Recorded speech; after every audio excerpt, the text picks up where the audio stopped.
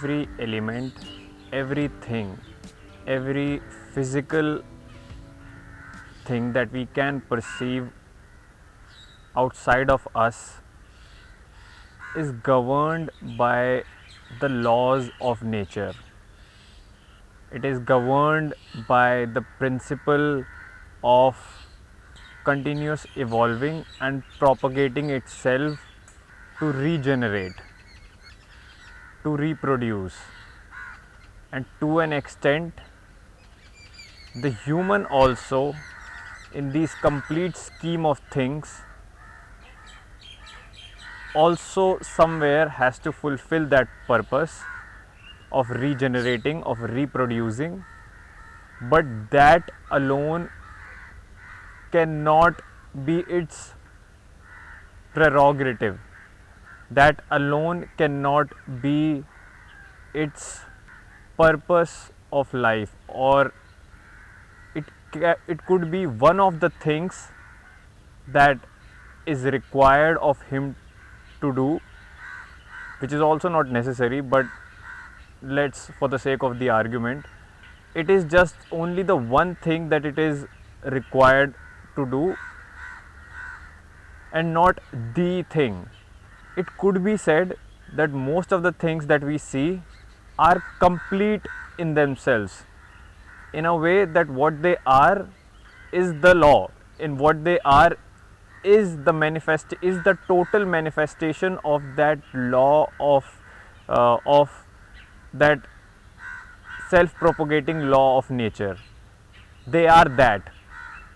But when it comes to the human probably is not just that, because if it were so, the human would be just fulfilled or complete or a whole only by the virtue of following this law. But what we find is this law is not enough for the human to be complete, to be whole. It requires something else. It requires more than just this law for it to be termed as fulfilled. Like other things that are complete in themselves, the rock, the air, the water, in themselves they just are. In the same sense, human being is just not complete in the way it is. We see a movement within human being, a sort of struggle, a strife towards completion, towards fulfillment. And this fulfillment, it seems, can only be answered through a quest of identifying its own fundamental nature. The human has to know, the human has to work towards knowing what it actually is and what its fundamental nature is, what is the substance it is made out of. All the things outside are dictated by the substance or are dictated by the law of this nature of evolving, but human being, if only dictated by this law, would not be sufficient of its own, would not be self-sufficient. So it needs to work. It needs to do the work of life. It works a lot in life. It does all the sort of work that it is asked to do or it is told to do, but there is another work which is the work of life that is totally ignored, that is totally neglected, and the neglecting that work results in paying a cost, results in suffering, results in paying a cost which manifests itself in form of all sorts of mental imbalances, loneliness, a deep sorrow, when there is not even a single step taken towards the work of life, not work in life, the work of life, when there is no single step taken towards the work of life, which is knowing oneself, which is understanding our nature, who we are, what we are made of, how can we define ourselves. When all this work is totally neglected, we end up paying its price, and that price is our suffering that we all are too familiar with. And when we do not do the work of life that we are talking about, we end up doing the work that we suppose is our work. If one does not find out for themselves what the work of life is, they end up doing all sorts of other type of work that is given to them, or that they are being ordered to do by all the other external elements that they perceive, or that all the other external elements that they exist in.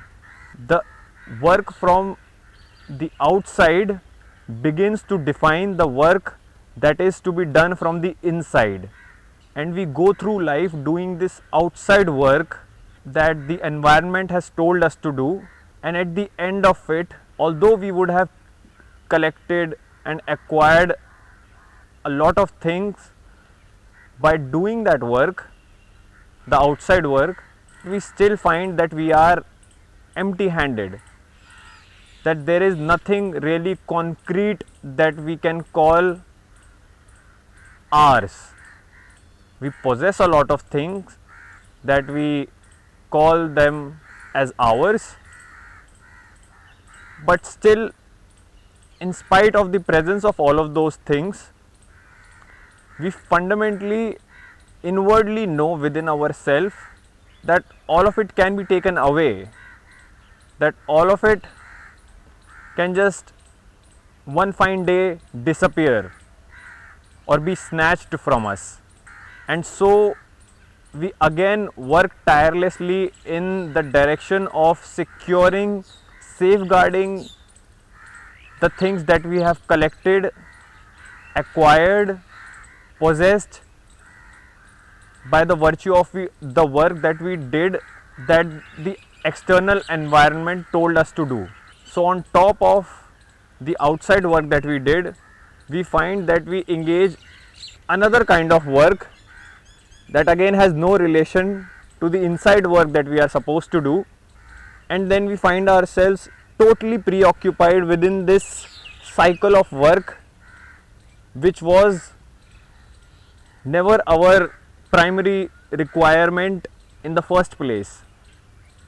Being occupied in this external, artificial, to an extent irrelevant work that we assume is our fundamental work results in, most of the time, an identity crisis, where we cannot even describe what is in us that is incomplete, what is in us that is seeking for fulfillment, because we have spent all of our lives doing this outside work, and that outside work has led to no fulfillment, has led to no actual richness in our lives. And so we are at a loss of words, or most of the time we totally have no idea how to even address it, so we numb ourselves. That is another thing that we are so expert in numbing ourselves towards the core unfulfilled, unaddressed disturbance that we live with. All our escape routes begin to not let us even acknowledge this unrest within, and having this unrest within, we indulge ourselves in pleasure and so on. But for some of us, for whom the pleasures are not really now actually cutting it, we do find ourselves in this inward angst or perpetual state of misery that we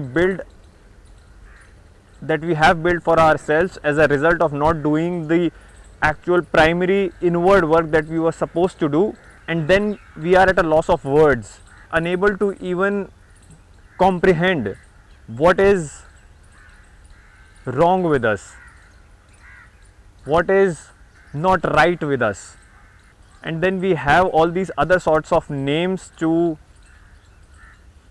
what has probably gone wrong, which is loneliness, sorrow, mental disorders, etc. etc.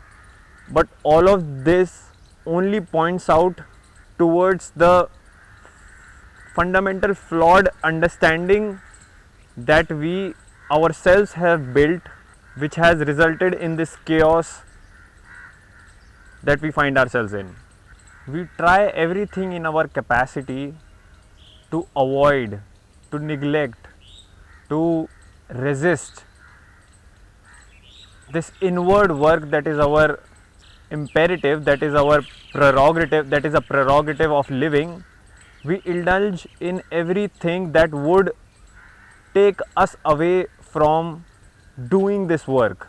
Having pushed away the work of life and avoiding it for as long as we possibly could, we are left to then wonder how to deal with my intrusive thoughts, how to overcome my anxiety, how to stop overthinking, how to be more patient, how to overcome my anger, how to not be lonely, how to be heard and listened, how to not be invisible and be someone who is at least acknowledged for their own originality, how to be even authentic. We all are faced with these questions, and these questions are the proof of something that has been amiss in the life that we have lived so far. We have gravely ignored something fundamental. We have gravely ignored the first requirement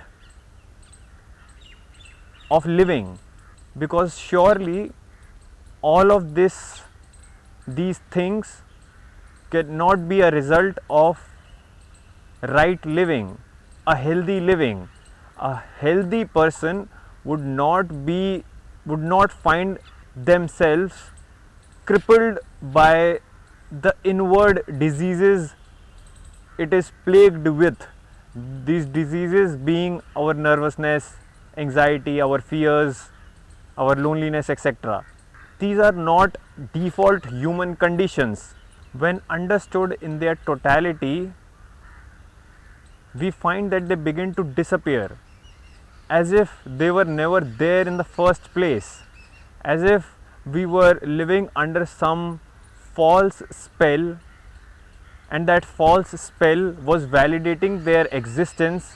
And now, having understood their very nature, their very structure of how one thing arises, of how overthinking happens, of how loneliness appears, of how our fears dominate us, having understood the very fabric of their structure, they begin to appear irrelevant, not even an impediment, but as things that never belonged, but as things that were almost like a mirage, an illusion, that were getting their validation from something wrong within us. Our false understanding were giving them the badge of certificate, were giving them the badge of validation that was proving their existence again and again. To not understand ourselves is to maintain, is to keep on functioning under these illusions that they are a reality of life and that nobody can escape it, and that nobody can overcome them, dissolve them, get rid of them. This is a baggage that is not ours to carry. This is a flawed weight that we have placed upon ourselves, and having placed that weight, we function in life thinking that this weight that we feel on ourselves is inevitable, is something that we cannot give up. To assert upon the existence of our anxieties, of our fears, of our loneliness, is to continue to operate under the false understanding that we have about ourselves. So the work of life actually becomes to get rid of this false understanding and to see how it limits our life, is to see how we are not functioning fully, how we are not living completely, wholly, how we are living in as a fragment, as just this little piece who is supposed to find their place in life and other fancy concept like this. Our every identity is a limitation upon us that we have placed. All our identities are in fact our foundations that we have falsely understood as our primary identity, as our complete identity.